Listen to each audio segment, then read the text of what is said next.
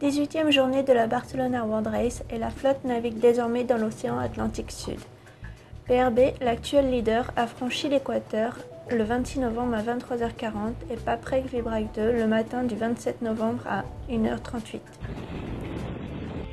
Oui, on en est sorti. Bon, le vent est encore un peu poussif là, mais bon, ça va se reconstruire doucement au fur et à mesure qu'on s'approche du Brésil. Donc pas de souci à ce niveau-là. Je pense qu'on maintenant on a quitté. Bon, c'est vraiment une zone du monde.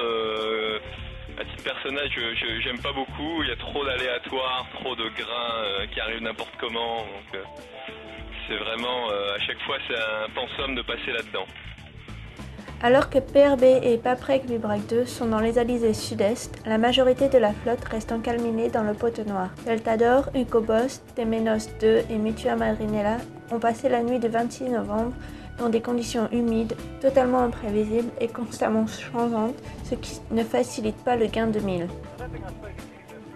Les premières 24 heures furent acceptables. Nous avons eu de la pression venant du nord-est jusqu'à 21h.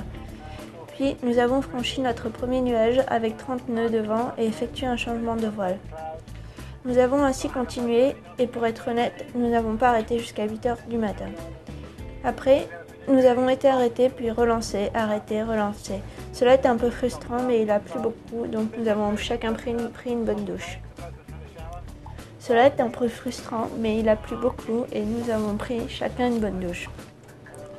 C'était bien amusant de voir Capet manquer d'eau alors qu'il était encore couvert de savon. Mais cela ne fut pas si terrible et on espère s'en sortir bientôt. Veolia a réussi à s'échapper du Poteau Noir dans les premières heures de la matinée alors qu'Estrella est le bateau le plus éloigné à l'est et cherche lui aussi la route la plus rapide pour passer à travers le Poteau Noir.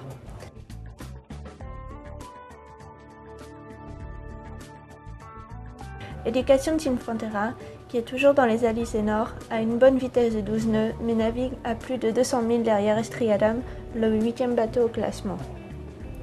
Là ça va parce que le bateau se comporte vraiment bien.